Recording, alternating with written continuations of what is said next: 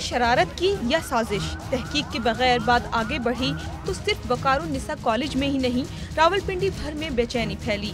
कानून नाफिज करने वाले अहलकार दहशतगर्दों की तलाश में कॉलेज में बिखरे, लेकिन परेशान हाल उस्तानियों और खौफजदा बच्चियों के सिवा कुछ न मिला। प्रिंसिपल को भी कुछ खबर न थी।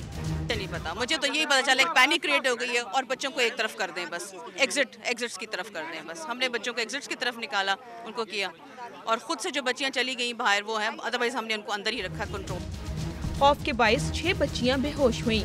हंगामी राह से निकलने वाली तालबात मामूली जख्मी हुई। में बच्चियों ने बाहर निकलने की कोशिश की है, जहाँ जहाँ से उन्हें रास्ता मिला था, या बैग का जो इमरजेंसी गेट था और उसमें खारदार तारें लगी हुई थी और भाग रही थी, जिसकी वजह से वो जख्मी हुई हैं। वालिदैन की बड़ी तादाद भी अपनी औलादों को लेने कॉलेज पहुंची। इसके नतीजे में शदीद ट्रैफिक जाम हो गया।